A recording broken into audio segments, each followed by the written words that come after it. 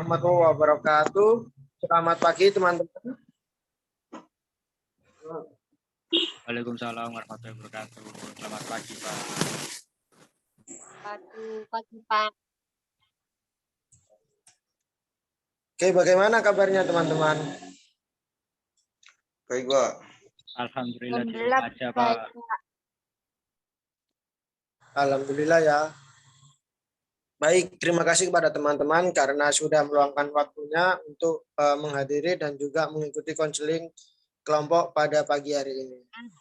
Sebelumnya saya perkenalkan diri saya, yaitu Muhammad Dika Andika Putra sebagai pemimpin kelompok pada pagi hari ini dan akan memimpin jalannya konseling kelompok pada hari ini.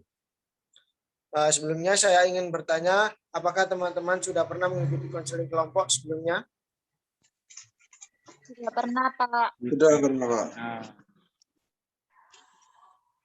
Baik, jika teman-teman sudah pernah, saya hanya mengulas kembali secara singkat saja.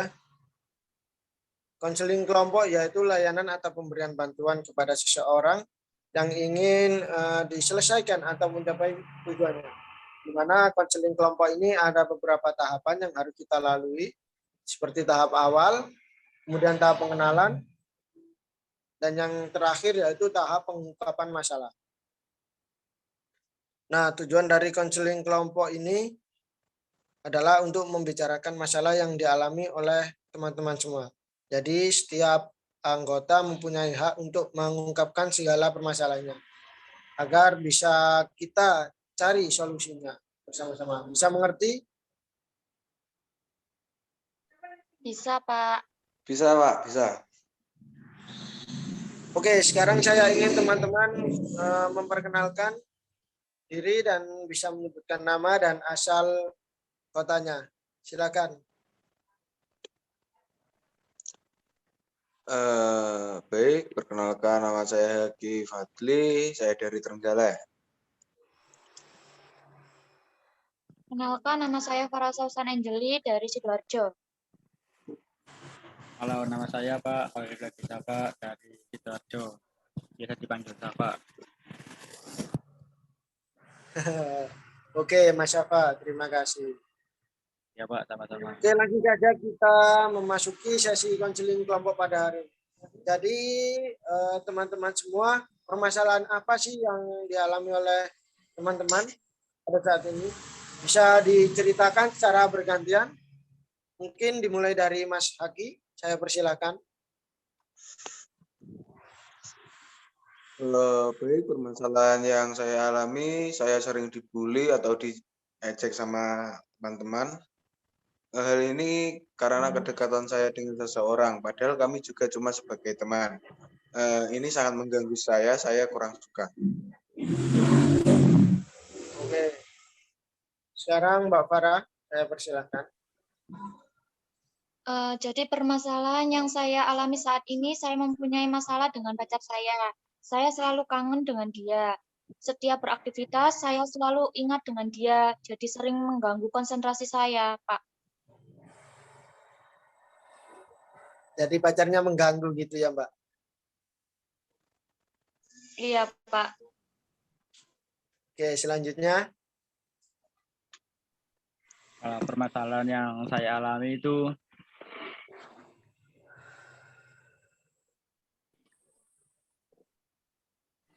ya, Pak. Kalau permasalahan yang saya alami itu saya sering menunda-nunda waktu saat melakukan kegiatan, Pak. Jadi ketika ada tugas sekolah atau tugas apapun, saya sering menunda-nundanya.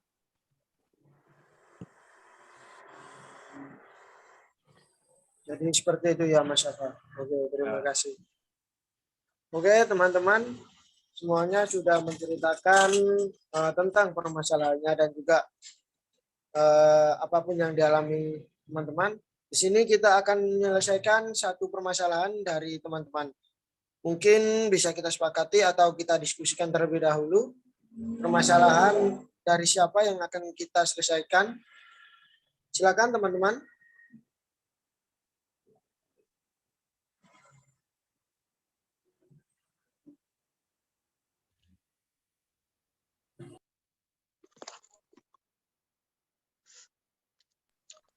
Kalau dari saya melihat permasalahan dari teman-teman tadi, permasalahan dari Mas Haki, Pak.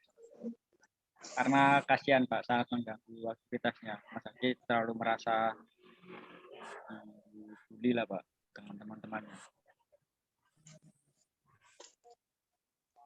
Saya juga setuju kalau permasalahannya Mas Haki, Pak, yang dibahas.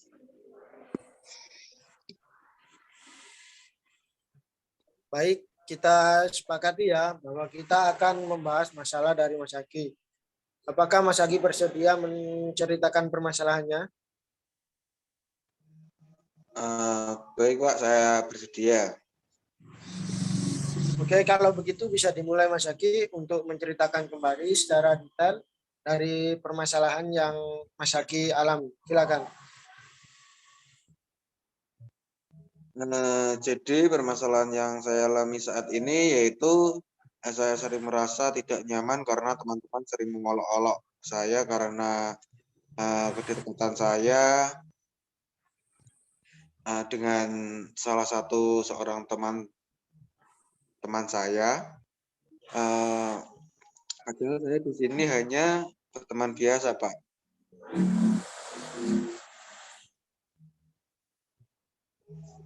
Saya juga pernah merasakan seperti itu, Mas Haki. Oke. Sejak kapan sih Mas Haki ini merasakan hal seperti itu? Kemudian apa yang membuat Mas Haki tidak nyaman? Mungkin mereka cuma bercanda.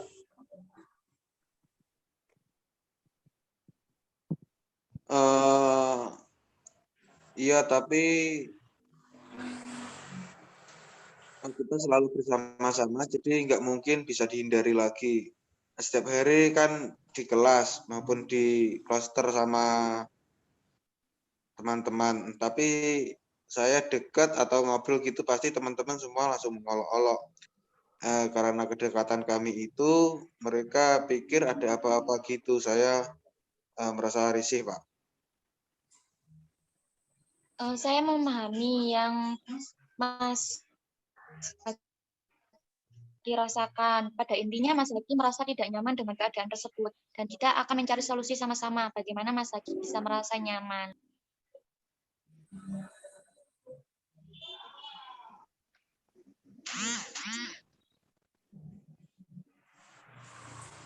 Oke. Lalu usaha apa yang sudah Mas Haki lakukan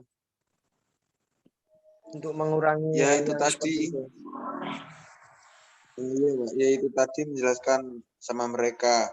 Tapi kalau mereka sudah begitu, biasanya saya didiam saja. Jadi diam saja, Pak Algun. Oh, jadi seperti itu, Mas. Baik, kalau seandainya saya kasih skala 0 sampai 10, di mana 0 itu Mas Haki merasa bebas, tidak ada masalah.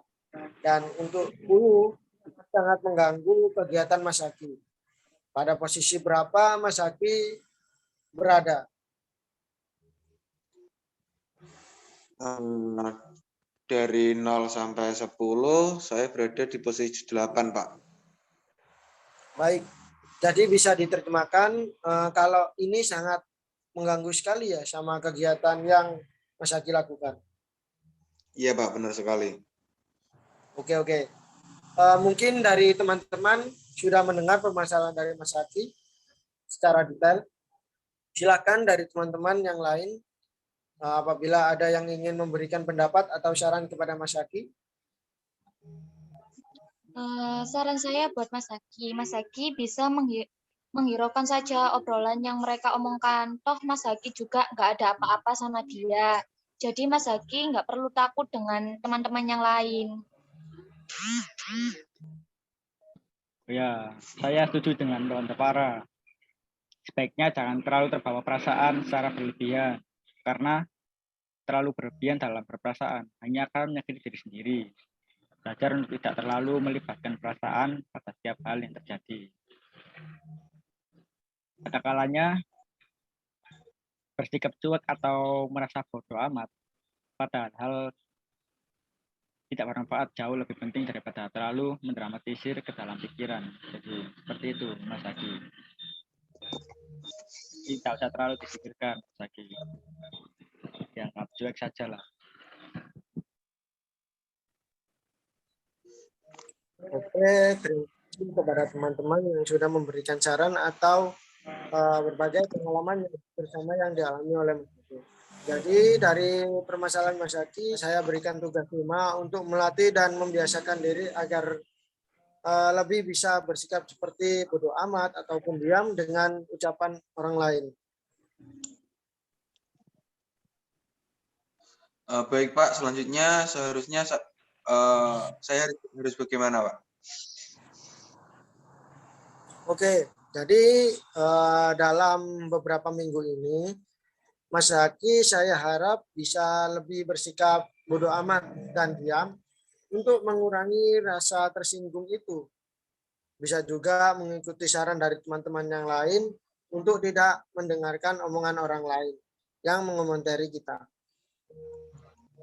Bisa dikatakan seperti angin masuk dari telinga kanan, kemudian keluar dari telinga kiri. Anggap saja omongan orang lain itu seperti motivasi untuk diri Mas Haki, untuk menjadi pribadi yang lebih baik. Seperti itu Mas Haki. Saya setuju dengan arahan yang disampaikan oleh Bapak. Jadi saya bersikap cuek dan diam gitu ya Pak. Kalau ada keajaiban saya mau mereka semua tidak mengolok saya lagi karena kedekatan saya dengan teman saya. Kalau mereka tetap seperti itu, saya akan cuek. Saya memilih menyendiri di kamar dan online itu tidak membuat saya lebih tenang.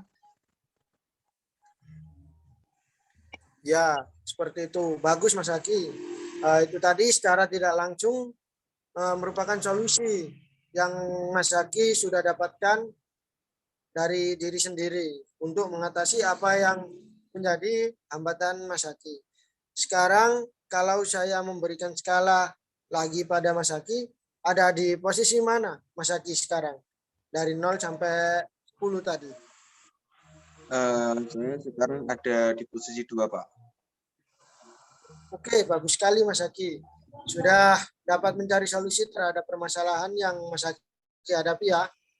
Saya kira itu sangat bagus dan Mas Haki harus melaksanakannya. Iya Pak, saya akan melakukannya. Ya, jadi Mas Haki akan memperoleh kenyamanan kembali jika Mas Haki tidak mendengarkan apa yang dialog mereka. Anggap saja itu seperti candaan. Hanya untuk menghibur. Mungkin seperti itu Mas Haki, oke? Baik Pak. Oke, saya rasa cukup ya, karena waktu juga untuk masalah teman-teman yang lain kita bahas di pertemuan selanjutnya. Bagaimana? Iya, saya setuju. Kita bahas di pertemuan selanjutnya. Setuju. Baik Pak. Oke. Kira-kira kapan kita bisa lakukan konseling lagi? Kalian tentukan waktunya. Kalau besok bagaimana? Kalau besok saya sepertinya nggak bisa, Pak. Bagaimana kalau minggu depan?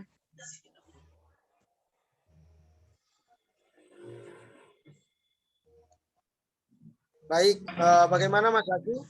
Apakah sudah bisa untuk kita akhiri pertemuan pada pagi hari ini? Dan teman-teman yang lain mungkin ada tambahan, saya persilakan. Sudah Pak. Dari saya sudah cukup Pak. Sudah cukup, Pak. Baik, kalau begitu kita akhiri saja proses konseling kita pada pagi hari ini. Terima kasih atas keaktifan kalian semua. Sampai jumpa minggu depan. Ini mohon maaf apabila ada salah kata ataupun perbuatan saya. Mohon dimaafkan ya. Sekian dari saya. Wassalamualaikum warahmatullahi wabarakatuh. Waalaikumsalam. Waalaikumsalam.